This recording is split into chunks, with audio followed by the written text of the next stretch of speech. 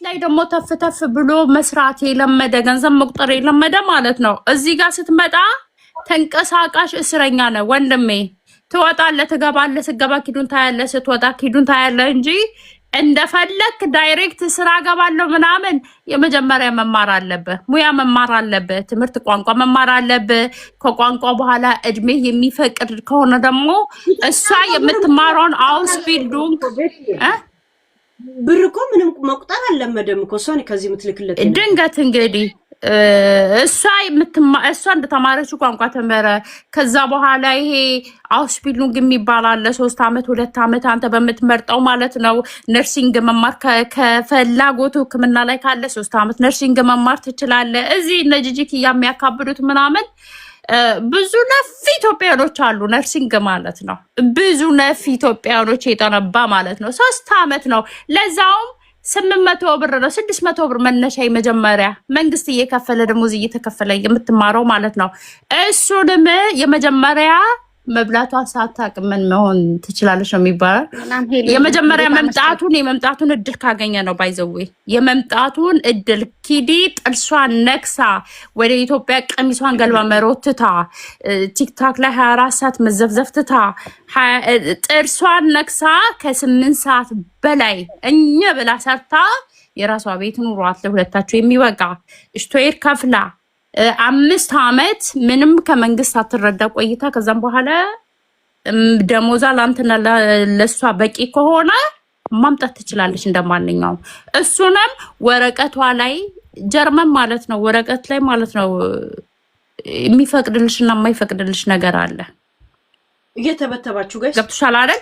እስቲ ኢትዮጵያ ላይ ልጅ አለኝ እንኳን ልጅ ትቶ ይመጡ እንኳን ልጅ አለኝ ብለው ከመጡ ልጅ ማምጣት ትችላለሽ፣ ማግባት ትችላለሽ ምናምን የሚለውን የሚፈቅድልሽ ህግን ወረቀት ላይና የማይፈቀድልሽ እንትን አለ። ገብቶሻል አይደለ?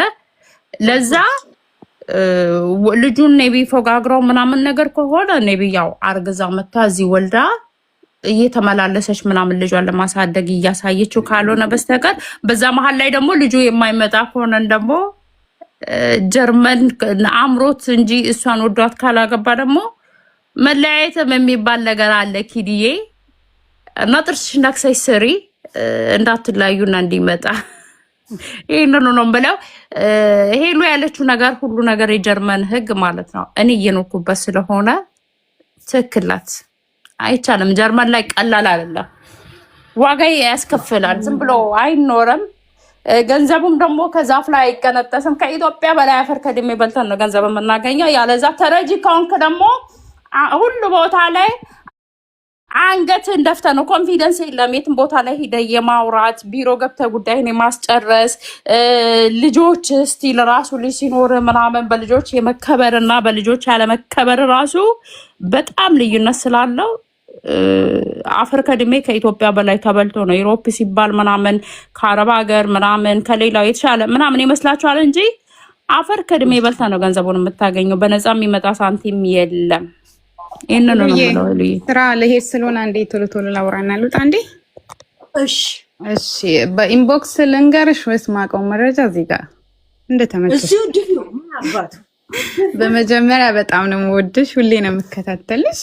እኔ የምኖረው ጀርመን ነው። ከኪዱ ጋር አብረን የተማርነው እሺ አንድ ክላስ ነንና ምንድነው እሷን ማቃት ያኔ እኔ አሁን ጀርመን 4 ዓመት ሆኖኛል።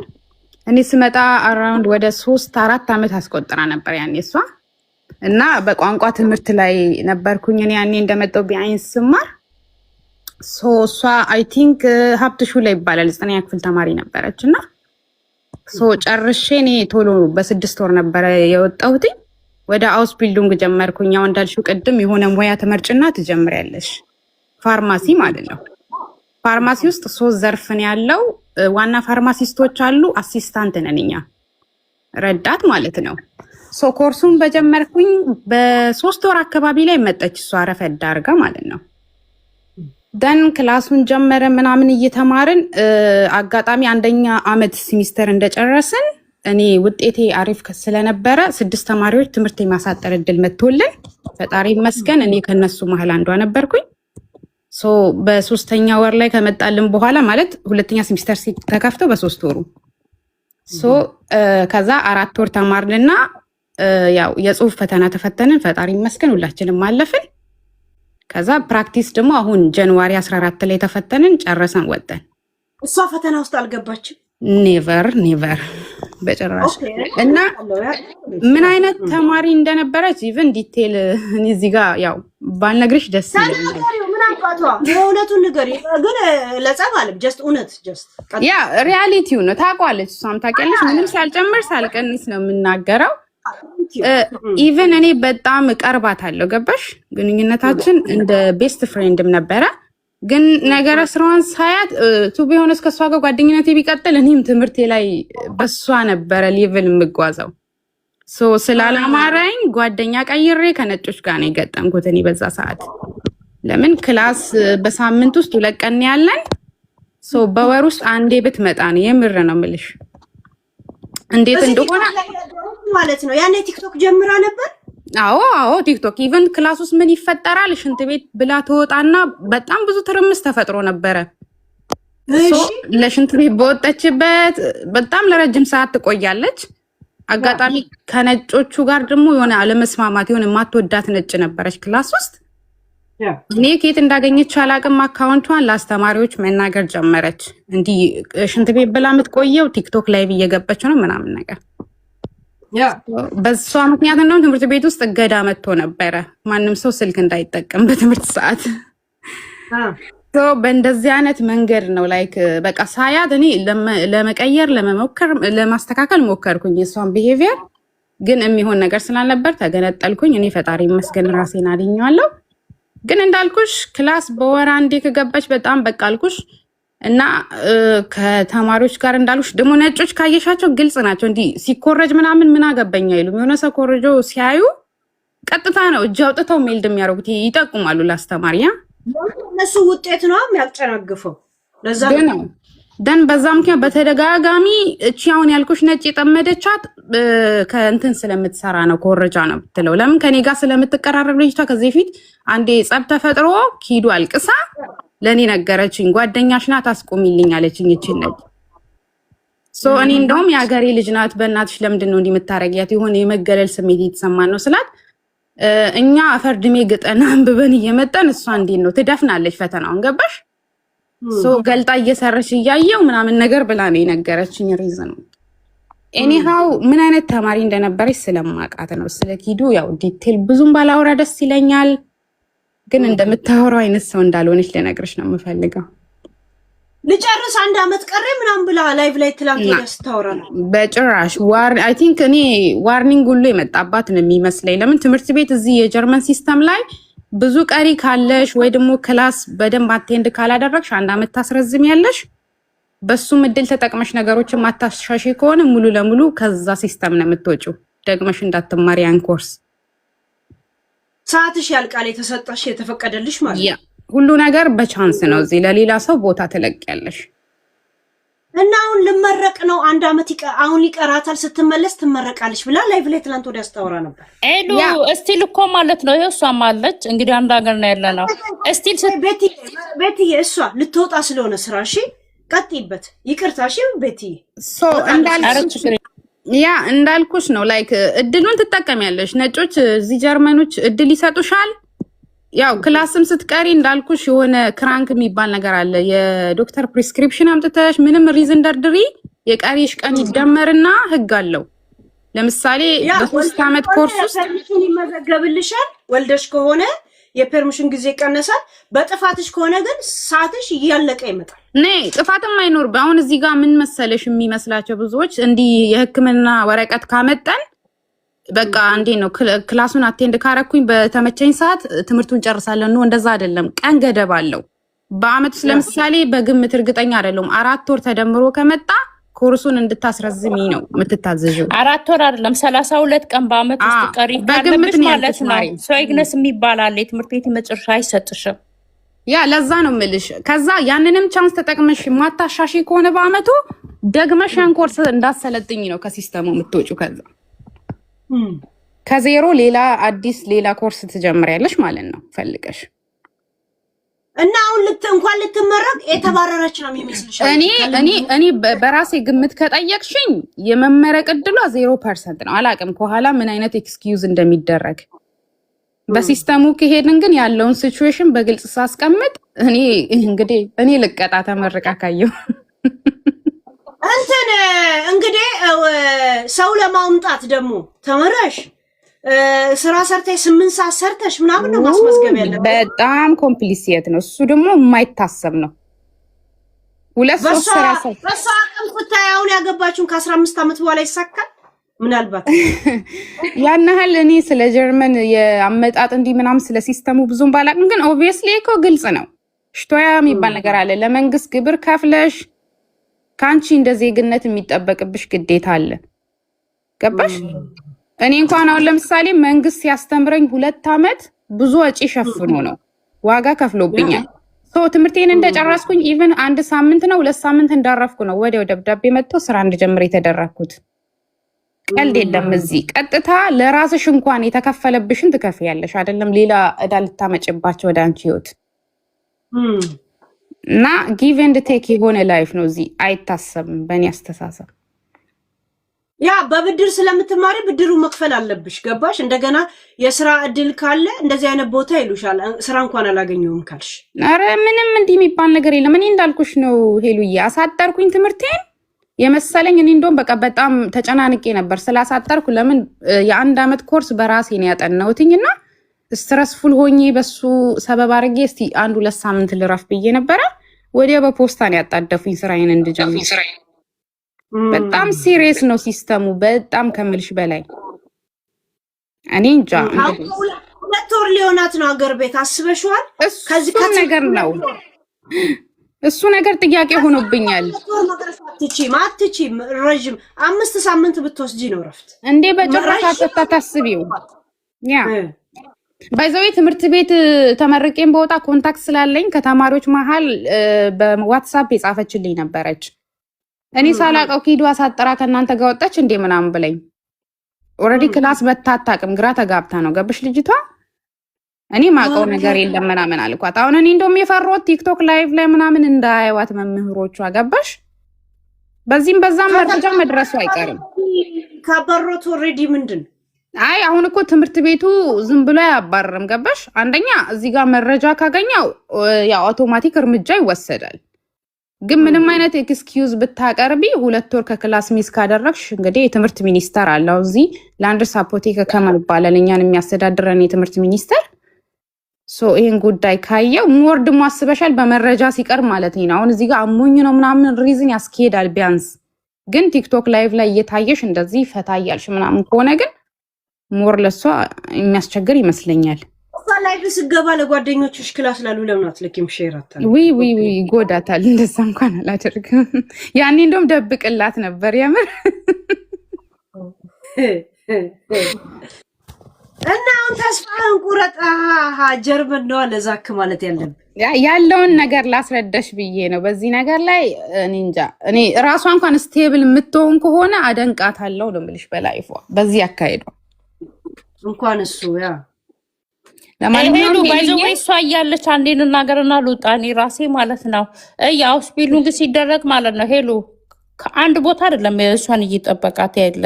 አውስቢሉንግ ስታረጊ 2 ሳምንት ማሪያ ያለሽ 2 ሳምንት የትኛውም አውስቢሉንግ ላይ አድርጊ። 2 ሳምንት ማሪያ ያለሽ 2 ሳምንት ሰራ ያለሽ ገብቶሻል አይደለ? ስራ ቦታም ኦልሞስት 2 ወር አይደለም ገብቶሻል አይደል? የቪንተር የክረምት እረፍት ላይ ይመስለኛል እሷ ሄደችው። ከክሪስማስ በፊት ነው ሄደችው፣ ክሪስማስ ላይ ማለት ነው። አሁን 3ኛ ወር ገብተንበታል። ኦልሞስት 3 ወር ትምህርትም ሳትገባ ስራ ቦታም ሳትገባ 3 ወር ተቀምጠሽ እመረቃለሁ ምር ስቲል ማለት ነው።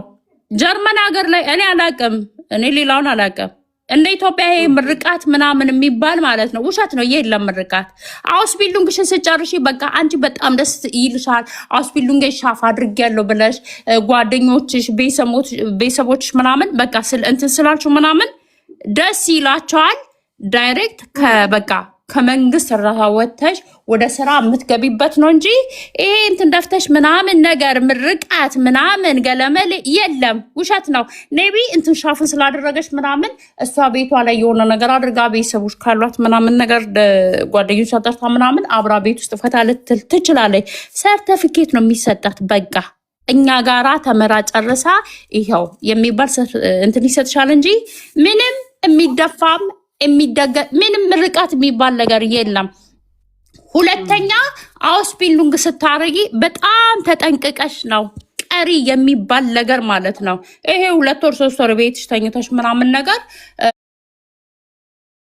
አውስፒልዱንግን ሻፍን አደርጋለሁ ምናምን ይሄ ኔቢ ጀርመን ሀገር ላይ ለማይኖሩት ዩሮፕ ሁሉም አንድ ስለሆነ ሀበሻ ይታወቃል። ህጉ የተለያየ ሀገር ብንሆንም ህጉ በትምህርትም በስራም ሰው የማምጣትም ተመሳሳይ ነው። ብዙ ልዩነት ያለው አይመስለኝም። ኢትዮጵያ ላይና አረብ ሀገር ላይ ያለው ሰው ለማደነጋገር ምናምን ልጁም ደግሞ ልቡን ለማንጠልጠል ምናምን ነገር በቃ ደህና የምትሄድበት ከሆነ ይሄ ስህተት ነው። ማስዬ ቴንኪው እሺ ፎር ኢንፎርሜሽን። የተረፈ ነገር ካለ ደግሞ በውስጥ ሾክ በይ እሺ። መልካም ቀን ይሁንላችሁ። ቻው ቴንኪው ማስዬ። እና ጨርሻለሁ። እኔም ልወጣ ነው ይሉዬ። ቻው እሺ። መልካም ቀን። እንደምን አደርሽ ሄዱ? ደህና ነሽ ወይ? ወይዬ ፊደል እንዴት ነሽ? እኔማ ናፍቀሽኝ ነው ላይሽ ብቅ ስል እንትን እያልኩኝ። እንዴት ነሽ? ምን እያልሽ ነው? ከኔ የበለጠ በጣም ጠይቅሽኝ። ሰላምታው ወደ ቶፒኩ ግቢ። እኔ ቶፒኩን በደንብ አልሰማሁም እና እኔ ራሱ ቶፒክ እያበዛው አይደለ እንዴ? ጫር እያረኩ እየጠፋ ሂዲ ባሏን ማምጣት ትችላለች ወይ ባላት አሁን ላይፍ እንደ ጀርመን ህግ እንዴት ነው ብለን እያወራ ነው። ትምህርቷንም ያልጨረሰች ሴት ታክስ ሳታስመዘግቡ ከ1 ዓመት የበለጠ ቢያንስ 5 ዓመት ሙሉ ከመንግስት እርዳታ ያልወሰደ ሰው መሆን አለበት ባል ለማምጣት። ያንን ያላረገች አብራ የተማረችው ልጅ መጣች እንዳጋጣሚና ነገረች ትምህርቷን እንዳልጨረሰች። እንደውም ተባራ ስትሬክ ተደርጋ ነው። ለምን ብዙ ስለምትቀር በአመት መቅረት ያለብኝ ሰዓት አለ ከዛ በላይ ስለሆነ ስትራይክ ተደርጋለች መሰለኝ ነው የምትለው።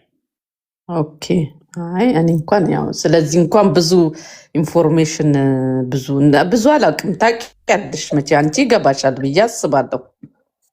እኔ ያው የሆነ ነገር ከጀመርኩ ስለመጨረስ ምንም የማውቀው ነገር የለም።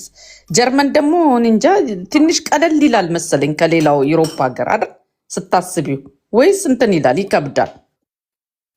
ጣሊያን ነው የሚቀለው እንደዚህ ነገር እግዚአብሔርን እኛ ጋር በጣም ከባድ ነው። ዝም ብለሽ ከስራ ራሱ ተነስተሽ መሄድ የትም ቦታ መንቀሳቀስ አትችይም። በጣም የሚገርምሽ ግን እዛ ጀርመን እንደፈለጉ ነው የሚሆኑት እና እንትን አይደለም። እኔ እንኳን ዝም ብዬ አንቺን ሰላም ልልሽ እና ያው ማታ ስታወሪ የነበረው ስለ ሊያ ምናምን ስታወሪ ስለሰማሁ ስለዛም ምናምን ነው እንጂ ሌላ ነገር አይደለም። ግቢበት እስቲ ምን ነው የምታስቢው ስለማታ?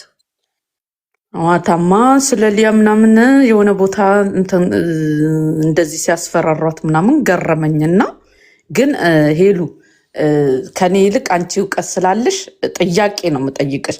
እኔ የምለው ግን እዚህ አሁን ለምሳሌ ሚዲያ ያው ታውቂያለሽ እኛ ለፈን ለምናምን ይሆናል አይደለ ሰዎችን ቢዚ ምናምን ለማድረግ ነው ጣል ጣል አድርገን ምን እንትን የምንለው እና ግን ማለት ነው እንደ ኢትዮጵያ ውስጥ ግን አሁን ለምሳሌ ህግ ማለት ነው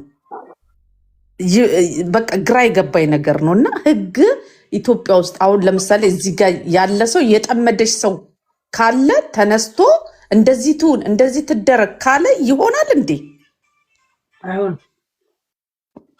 ሊያንም አስገብቼ ጠየቅኳት ማለት ግራ ስለገባኝ እሷ ስለጋውቃ እኔ ምን አውቃለሁ እንደው ካወቀች ብዬ ነው እዛው ኢትዮጵያ ስላለች እንድታብራራ ነው ወይስ አይደለም ነው ማለት እዛ ኢትዮጵያ ውስጥ ያለውን በደንብ እንድትነግረኝ ብዬ ነው። ለምን መሰለሽ ልገባ ስለሆነ በኋላ ከብዙ ሰው ተነካክቻለሁ። ስራ ከጀመርኩ በኋላ አንስቶ እንዳፈርጡኝ ብዬ እኮ ነው። ሚዲያ ፊገር ኮንሽ ሚዲያ ላይ በማደርገው ነገር ከሰው ጋር ተጣልቻለሁ እሷ ምን ብላ ነው ያ ምን ያለው የሚባለው ነገር አለ። ለዛውም የሚዲያ እንትኖች ነው ገባሽ? ዝታብኛለች ምናምን ነው የሚለው ለመዛት እሷ ምን ብላ ነው? እኔም እኮ ሪዝን አለኝ። ገብቶሻል? ግን አንተ በተናደድክ ቁጥር እንደዚህ ያርግልኝ የምትለው ግለሰብን እንጂ ህግን አይደለም ወይ መንግስትን አይደለም። ግለሰብን ያ እንደዚህ ያርግልኝ ትላለህ ወይ ማስፈራሪያ ወይም ደግሞ ልታስመታው ትችላለህ ወይ ምላሱን ኮዳታ አንጠልጥልበታል። ወይ ጉድ! እና እኔ እኮ በእጁ ባይዝ ቢያንስ ገጀራ በእጁ ላይ አለው። ያንን ስለምን እዚህ በግለሰብ ማንን የምታዘው ነገር የለሽም። እዚያ ውጭ ሀገር ላይ ገባሽ እንደዚህ ያርግልኝ የምትይ የለም። ለዛ ነው አፍሪካ ላይ ያሉ ሰዎች ላይ ሰው እንትን የሚለው መንግስትን ሳይሆን የምታዥው ግለሰብን ልታዥ ትችያለሽ። ገባሽ? ወይንም የአንቺ ቤተሰብ ይኖራል አንቺ ላይ በሚደረገው ነገር የሚናደድ ጃስካ ስታረጊ እንትን ሊል ይችላል። መንግስት ግን እሱማ ግለሰብ ነው። እሱንማ አረጊ ቆይታው ስጀምሪ እንደገና ተነስ የምትይው መንግስትነቱ ለኛ ነው እንዴ? ለቲክቶክ እና ፌደራል ፖሊስ አላየሽም? ቪዲዮ ፌደራል ፖሊስ ምናምን የሚልና በጣም ነው የደነገጥኩት። እንደዛ የሚል ቪዲዮ እና ደግሞ ሌላ ምንድነው እንቅርቲ የሆነ ቪዲዮ አጥፍተዋለች መሰለኝ። እኔ ሴቭ አድርጌዋለሁ። ምን እንትን ነፍስሽ የእጅ መዳፍ ዘርግታ ማለት ነው። ነፍስሽ በእጄ ላይ ነው፣ በመዳፌ ላይ ነው። ብፈልግ ላጠፋሽ እችላለሁ፣ ብፈልግ እንትን ልልሽ እችላለሁ የሚል ማለት ነው። አይ ቲንክ አምጥቼ ቀጥርሻለሁ መስታወት ሙሉ ያስትላ ተቃጥላለሁ። ከዚህ በፊትም እኮ ይኸውልሽ ልዕልት እኮ ዘፈን የጀመረችበትን ግን ታውቂያለሽ? ከመዝሙር ውጭ አትሰማም ነበርና ሊያ ምን አለቻት መሰለሽ? ኢየሱስ ክርስቶስም አይወድሽም ብላት ማለት ነው። በንጋታው ዘፈን ዘፈነች። ሌሊቱም ሙሉ ቁጭ መልስ የመለሰችላት ጊዜ ልዕልቲ ያኔ ነው በቃ እንትን ያለችው። ገባሽ? በጣም ነው የተሰማትና ከዛ በኋላ ጠምዳ ያዘቻት። በቃ አልኩሽ በጣም ነው የገረመኝ። ማለት አለ አይደል አንዳንዴ ታውቂያለሽ፣ ሚዲያ ኢትስ ቢዝነስ ከሆነ ትነካኪያለሽ፣ እንትን ትያለሽ። ከዛ በኋላ ላሽ ትባባያለሽ። ግን እንቁርቲ የእሷ ቆሻሻነት መርዝ የሚባለው አንዳንድ ሰው ከባድ ሰው ናት ምናምን ይላል። ምን አባቷ ነው የምትከራው? ኪሎዋ ሊከብድ ይችላል። በጣም ወፍራም ናት። ጭንቅላቷ ግን ልቃሚ ናት። ኦሮሞ ፍሮም ቴሙ መሆን ትፈልጋለች። ከቴሙ የዊሽ ኦሮሞውን እንጂ ሺዝ ኖት እንትና። እንደገና ደግሞ ኦሮሞ መሆን ማለት ደግሞ ሰዎችን ማስፈራሪያ አይደለም። እነሱ ሰዎችን የሚያስፈራሩበት የኔ እናትና አባት በእነሱ ምክንያት ዋጋ እንዲከፍሉ አልፈልግም። መንግስት መውደቁ አይቀር። ገብቶሻል? እሷ የለም ኦሮሞ ነው የምትጫወት። ኦሮሞ እንዲያስጠላ የምታረግ ሰው ናት። ልክ እንደነ ዳልቻ፣ ልክ አሁን አማራ እንዲጠላ ከሚያደርጉት እንደነ ጆከር። ገብቶሻል? እሷ የምታነሳቸው አጀንዳ እንደ አጀንዳ ብቻ ብታየው ኦኬ። ማንም ሰው አጀንዳ ላይ ለሚያወራው ለአጀንዳ ትተናነስ። ግን ወስዳ ወደ ፖለቲካ፣ ወደ ዘር፣ ወደ ምናምን ትወስዷለች። ፖለቲካውን ደግሞ ራሱ እውቀቱ ኖሯት ቢሆን እኮ ኦኬ። ጀስት ወደ መርዝነት፣ ወደ ተንኮል ነው የምትወስድ። ገብቶሻል? ኦኬ። አሁን እሷ እንደፈለገች የምታሾረው ነው የሚመስላት። እንኳን መንግስትን አይደለም ልጆቿና ባሏን እንኳን ማሾር የማትችል ድንክዬ ነገር ናት። ባሏ እንትን ሴክሬታሪ እኮ አግብቷል እኮ እዛ ኢትዮጵያ። የዛን ዲፕረስ ነው የምትወጣ። ዲፕረስ እንዳለባት የምታውቂው እኮ የአንገቷ ጥቁረት ነው። ኖ ባሏ ይልሽ፣ ባሏ እኮ የሚታወቅ ሰው እኮ ነው። የሚገርምሽ የልዕልት ባል እኮ ሲጀመር የገባውም ራሱ የብልጽግና ፓርቲ ውስጥ ነው የሚሰራው። ግን ከእሷ ጋር ያው በድሏታል። ሀቅ እናውራ ከተባለ ልጅቷ ተበዳይ ናት። ገባሽ? ፍጋት ስለበዛባትም ነው ልጆቿን እዛ የሰጠችውና ብቻዋን ሆና በጣም ብዙ ዋጋ ከፍላለች። ምኑ ጋር ነው የበደላት? ይኸውልሽ እንዲሁ በሰውኛ እንትን ስትይ ማለት ነው። እሷ እርጉዝ ሆና ነው ጥሏት ሄዶ ኢትዮጵያ የቢሮ ሴክሬታሪውን ቀለበት ያደረገው። ገባሽ? እና እሷ 3 ልጅ ይዛ ብቻዋን ማለት ነው እግሯን ታማ ሆስፒታል እያለች ማለት ነው። ያው ስታወራ በደንብ ስትሰሚ በጣም በቃ ልቧን ሰብሯታል። እውነት ለመናገር ሀቅ ተሰብራለች። የሰበሯት ደግሞ እግሯ ተሰብሮ ብለሽ ነው ያቆምሽው? እግሯ ተሰብሮ ይልሽ ሆስፒታል ገብታ ወለደች። የምሬ ነው የምነግርሽ። ከዛ በጣም ጨዋ ልጅ እኔ እሷ አልመሰለችኝም እና በተነገረኝ ነው የምነግርሽ። ገባሽ? ከዛ በኋላ እሷ መሆኗን ሳቅ በጣም ነው ያዘንኩት። እና ያው ሰው እችላለሁ ብሎ ውጭ ሀገር እስካመጣሽ ድረስ አብሮሽ ባል ዋጋ ካልከፈለ አንድ ሴት ልጅ ብቻ ናት የምትከፍለው። በውጭ ሀገር ደግሞ ታውቂዋለሽ። እና እሷ እዛ አምጥቶ ምን ብሎ ምናምን ማለት ነው በጣም ብዙ ዋጋ ነው የከፈለችው። ለልጆቿም ብዙ ነገር አድርጋለች። እንደዛም ሆና የሚረዳት ሰው የለም ነበር። የተለያዩ ሰዎች ናቸው እየተባበሩ እየሄዱ ሲጠይቋት የነበረው። ከዛ እሷ ትልቅ ሰው ናቸው ብላ ጫልቱና ለጂጂ ታማክራለች እንድትረዳ ማለት ነው። ተቸግራ ገባሽ? እንዲህ ሚዲያ ላይ ሳትወጣ